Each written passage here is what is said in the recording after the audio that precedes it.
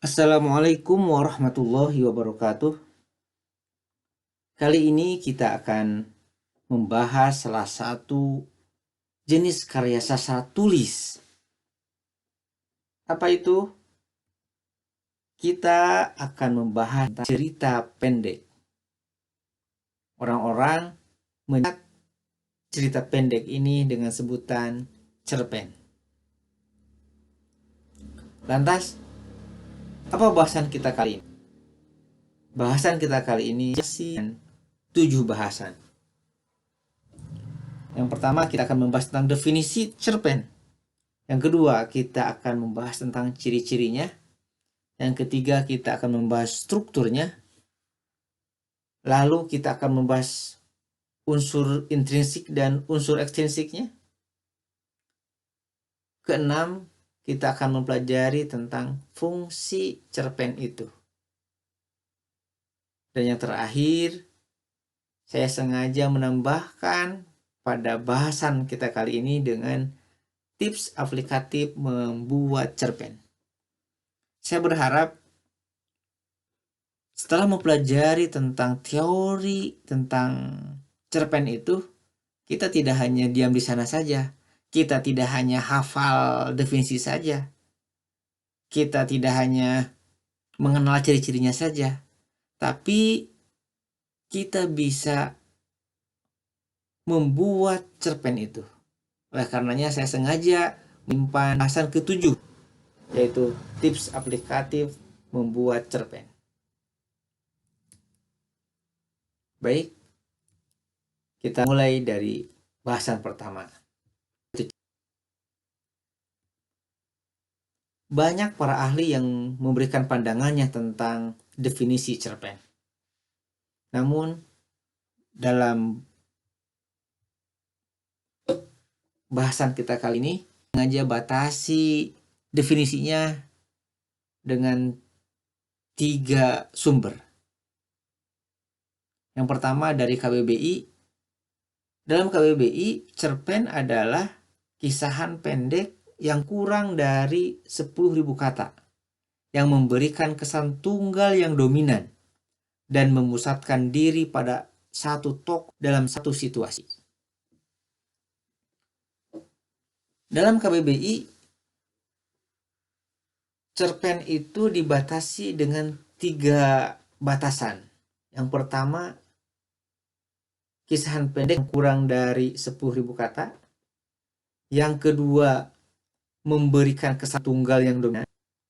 Yang ketiga, memusatkan diri pada satu tokoh dalam satu situasi. Sedangkan menurut Kosasih, cerpen adalah karangan pendek yang bentuknya prosa. Dalam cerita pendek ini, mengisahkan sepenggal kehidupan tokoh dengan penuh pertikaian, peristiwa yang menyenangkan dan mengharukan, serta mengandung kesan yang tidak dapat terlupakan oleh pembacanya. Tambahannya dari Kosasih, cerpen itu adalah bentuknya prosa.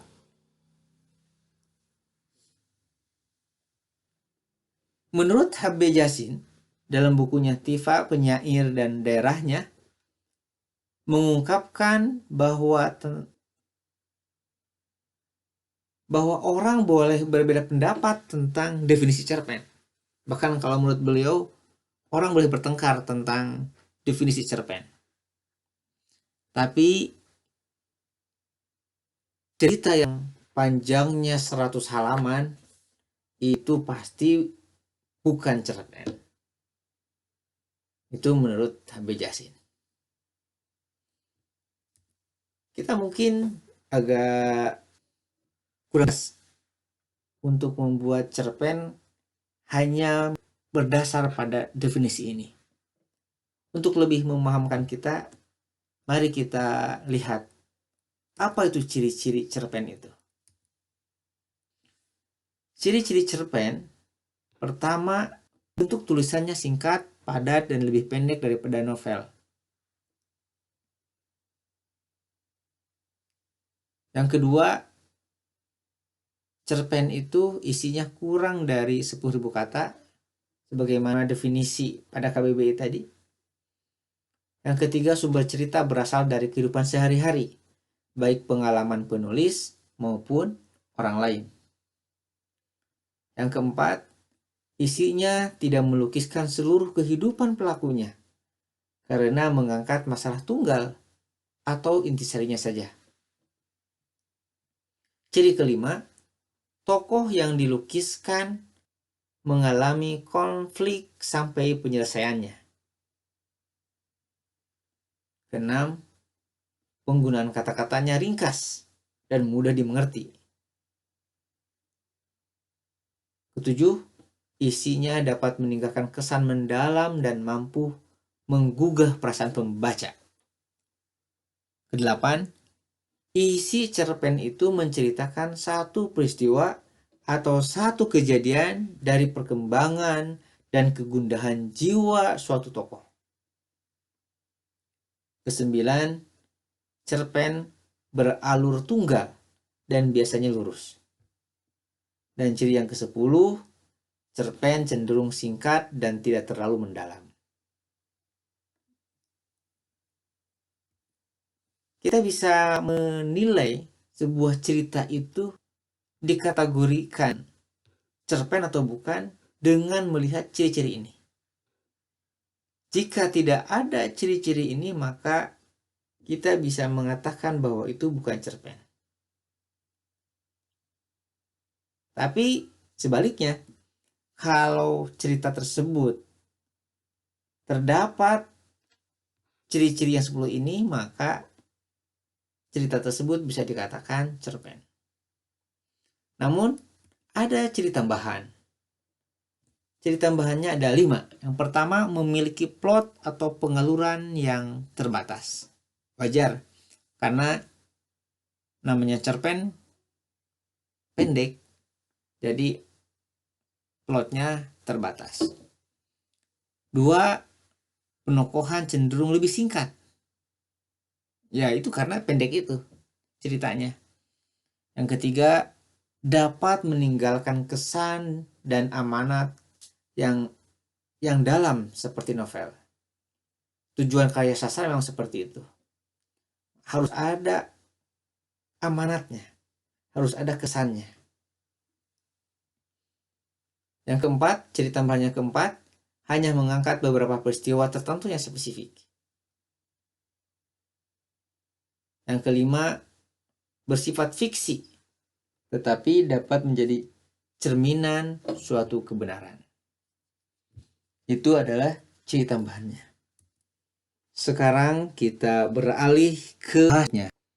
Yaitu, tapi jangan berpikir bahwa orientasi ini struktur cerpen ada dalam mengenalkan tokohnya dengan yang begini. Pertama, misalnya, ada abstrak, titik 2 siapa? Kedua orientasi, latar, ketiga komplikasi, keempat klimaks, titik 2, kelima resolusi, itu bukan begitu. Dan keenam koda. Tapi pengenalan, apa itu abstrak? Abstrak merupakan gambaran ide dasar dari suatu cerpen. Namun biasanya bagian ini bersifat opsional. Boleh ada, boleh tidak ada. Nomor 2 adalah orientasi.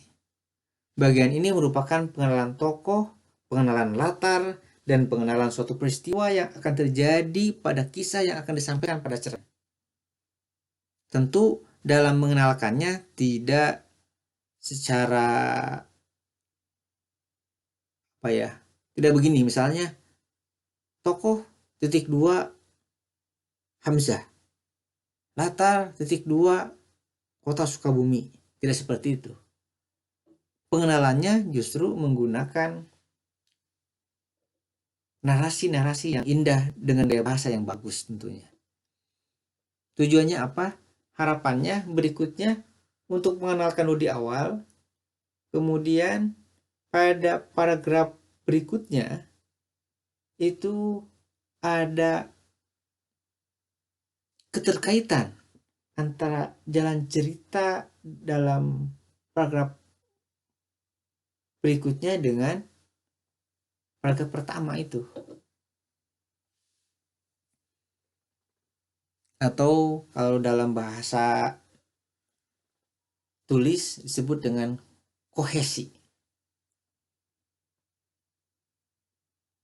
Yang ketiga, komplikasi. Bagian ini adalah bagian ketika konflik mulai muncul, yang biasanya akan melibatkan tokoh protagonis dan antagonis. Apakah harus selalu ada protagonis dan antagonis? Hemat saya, tidak. Struktur yang keempat, klimaks, merupakan puncak dari konflik yang telah terbentuk dari komplikasi. Yang kelima, resolusi, yaitu bagian ketika konflik telah terselesaikan atau mereda. Biasanya bagian ini adalah bagian penutup dari cerpen. Struktur cerpen yang terakhir adalah koda. Bagian ini seperti bagian pertama, seperti abstrak. Ini boleh ada, boleh tidak ada. Koda ini merupakan interpretasi simpulan atau pengajawantahan amanat cerpen secara keseluruhan jika memang diperlukan. Jadi di antara 6 struktur ini berarti 4 yang menjadi struktur utama cerpen.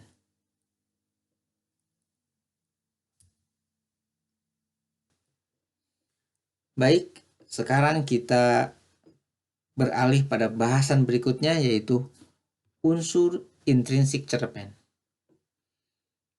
Cerpen itu merupakan karya sastra. Mati ya. Nah, karya sastra ini dipengaruhi oleh 2 unsur. Yang pertama, unsur di dalam karya sastranya sendiri. Yang kedua, unsur dari luar karya sastra itu. Bahasa kasarnya begini deh, bahwa sebuah cerpen kualitasnya, keberadaannya dipengaruhi oleh 2 hal. Yang pertama, hal-hal yang berada di dalam cerpen itu. Yang kedua, di luar cerpen itu.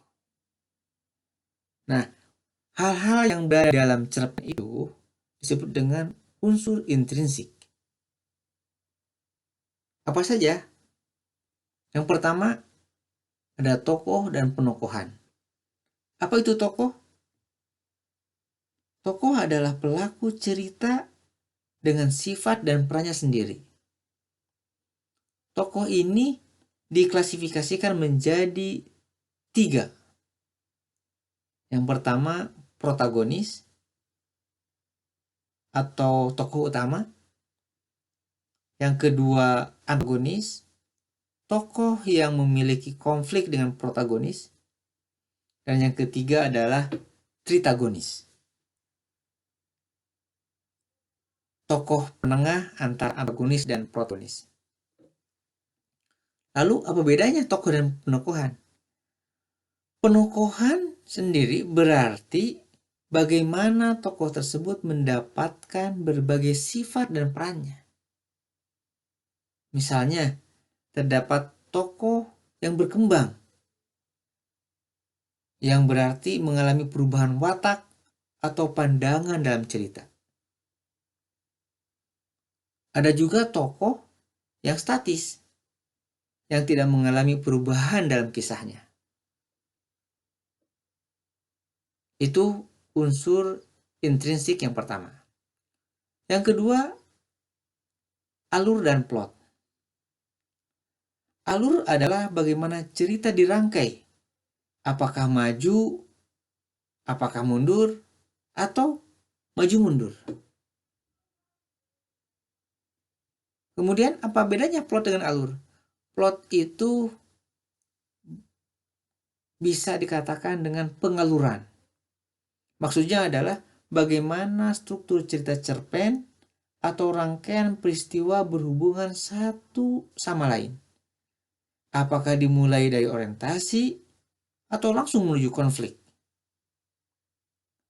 Plot setidaknya terdiri atas 3.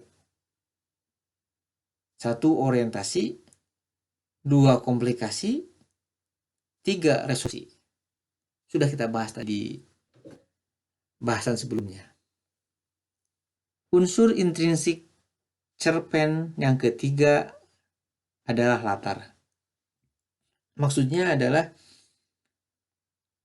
tempat terjadinya cerita dalam cerpen itu, kemudian hubungan waktu dalam cerita dalam cerpen itu, kemudian bahkan lingkungan dan keadaan sosial dalam cerita itu. Itu disebut dengan latar. Unsur yang keempat adalah gaya bahasa, yaitu bagaimana gaya bahasa yang digunakan dalam cerita pendek atau cara mengungkapkan cerita itu untuk mencapai efek estetis dan memiliki kekuatan daya ungkap yang menggugah seperti majas dan pemilihan diksi yang indah. Inilah kekuatan sastranya.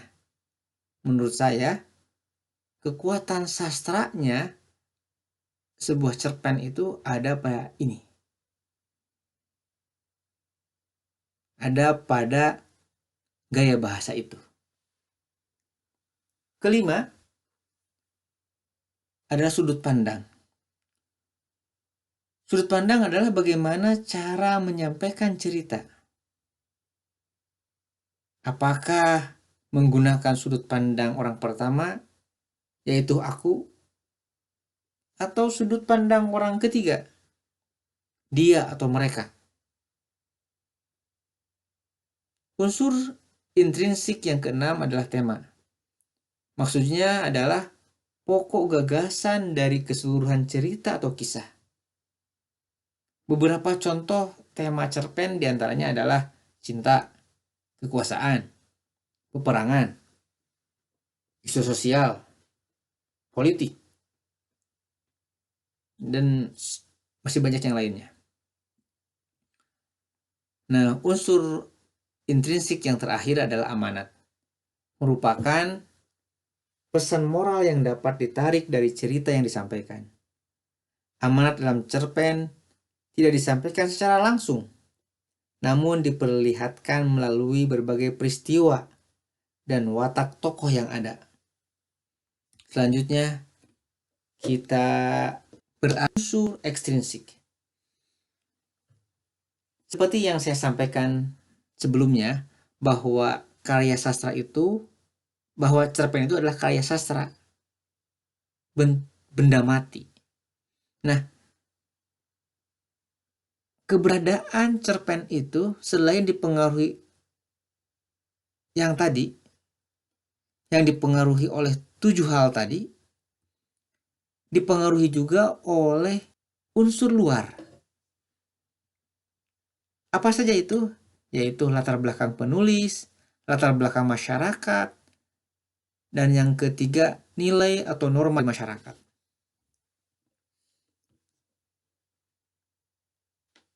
Latar belakang penulis memberikan pengaruh tidak langsung terhadap cerpen. Tentu saja, bagaimana cara penulis memandang hidupnya, apa ideologinya, kondisi psikologisnya, hingga kealiran tulisan yang dia usung. Itu berpengaruh terhadap keberadaan cerpen itu. Yang kedua, latar belakang masyarakat. Melalui bahasa yang digunakan dalam cerpen, secara tidak langsung cerpen juga akan mendapatkan berbagai latar belakang masyarakat penuturnya. Misalnya, bagaimana waktu sholat dapat menjadi penunjuk waktu dalam bahasa Indonesia. Saya akan berangkat ke rumahmu pada asar. Maksudnya adalah sore. Yang ketiga, nilai atau norma di masyarakat. Berbagai nilai yang dijunjung oleh masyarakat, mana penulis hidup dan tinggal juga dapat memberikan kekhasan sendiri pada cerpen yang ditulisnya. Nilai agama apa yang menjadi mayoritasnya? Seperti apa nilai budayanya? Apakah moralnya terhitung lurus? Bagaimana etika yang dijunjungnya? Dan sebagainya. Nah, dari uraian ini, maka kita bisa mengambil kesimpulan bahwa unsur-unsur ekstrinsik cerpen dapat berupa nilai yang terdapat di sekitar cerpen itu terbit. Beberapa nilai tersebut adalah 1. Nilai moral, 2. Nilai sosial, 3. Nilai budaya, 4. Nilai estetika, 5. Nilai keagamaan, 6. Nilai kemanusiaan, 7. Nilai falsafah hidup, 8. Nilai ekonomi, 9. Nilai pendidikan, 10. Nilai sastra. Landasan teori cerpen terakhir yaitu fungsi cerpen. Fungsinya ada 5. Yang pertama adalah hiburan. Fungsi utama dari cerpen adalah untuk menghibur.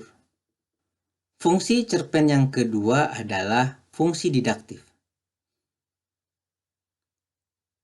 yaitu cerpen memberikan pendidikan.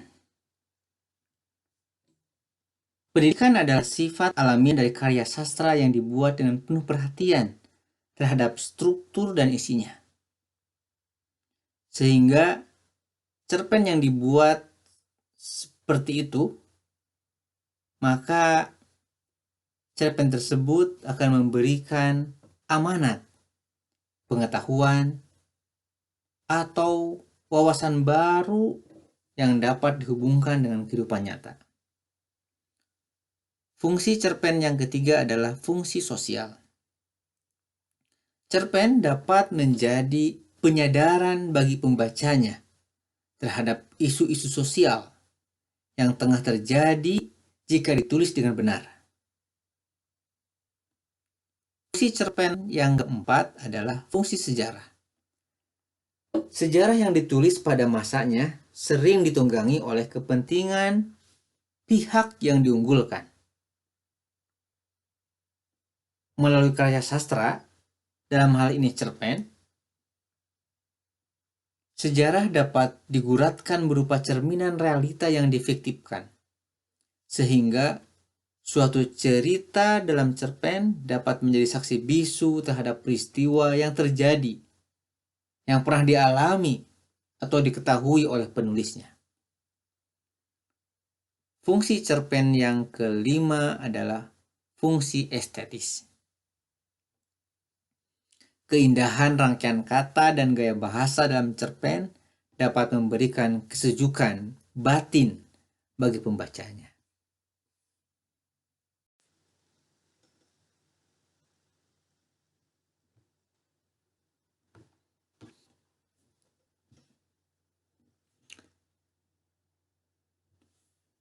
Nah, itu semua adalah teori tentang cerpen.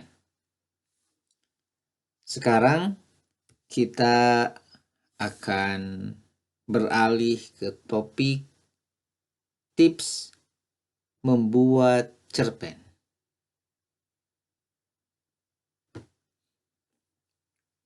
Anda boleh sependapat dengan saya, boleh tidak. Menurut saya, untuk bisa membuat karya cerpen, Anda tidak perlu belajar dulu tentang teori cerpen itu. Yang perlu Anda lakukan adalah Anda membuatnya.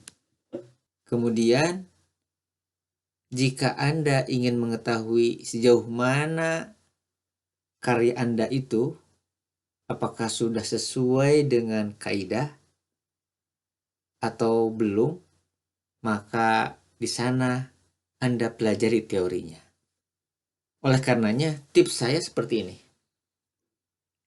Jika Anda bingung dengan pembahasan tadi, pembahasan tentang teori cerpen, saya sarankan Anda membaca ini. Yang pertama, yang perlu Anda lakukan adalah membaca cerpen yang sudah ada. Minimal 5 cerpen. Kalau bisa, 10 cerpen. Bahkan kalau Anda mau, sebanyak-banyaknya Anda baca cerpen itu. Setelah Anda membaca cerpen itu, setidaknya Anda mempunyai gambaran besar tentang cerpen.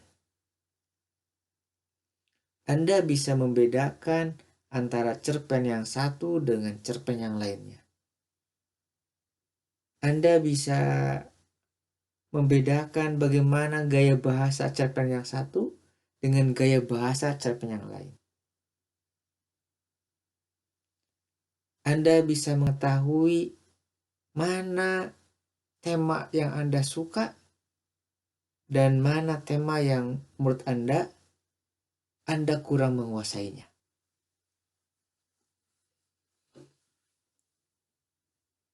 Nah, setelah Anda menemukan model yang mana yang Anda suka, Anda segera menentukan ide untuk membuat cerpen. Cari ide Anda agar Anda bisa menulis sebuah cerita pendek. Setelah mendapatkan ide itu, jangan lama-lama. Segera Anda menulis. Berikutnya apa? Berikutnya yang perlu Anda lakukan adalah menulis lagi. Jangan berpikir salah, benar.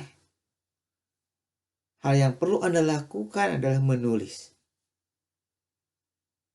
Setelah itu, menulis lagi sampai selesai. Sampai menurut Anda cerita pendek itu sudah selesai. Setelah itu apa? Setelah itu Anda baca tulisan Anda itu dari awal sampai akhir. Masih dalam membaca, Anda pun menandai mana alur yang tidak pas, mana gaya bahasa yang menurut Anda kurang bagus. Anda tandai. Dan kalau bisa, pada saat itu Anda berikan catatan. Setelah semuanya selesai, tugas Anda berikutnya adalah menulis lagi. Menulis apa yang telah Anda sunting tadi. Menulis yang telah Anda kasih pembenaran tadi. Sampai selesai.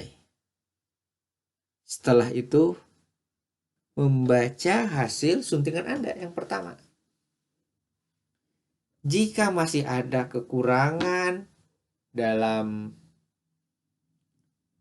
alurnya, masih ada kekurangan dalam gaya bahasanya, maka di sana Anda kasih perbaikan. Jika Anda bisa, pada saat ini Anda perbaiki juga secara tata bahasanya, tanda bacanya. Jika sudah selesai, maka tugas Anda yang terakhir adalah menulis. Menulis hasil suntingan Anda yang kedua. Setelah ini apa? Maka setelah ini Anda akan mendapatkan kebahagiaan. Mengapa? Karena Anda sudah menyelesaikan satu karya sastra tulis, yaitu cerpen.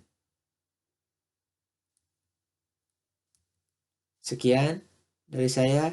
Berjumpa kembali di lain waktu. Wassalamualaikum warahmatullahi wabarakatuh.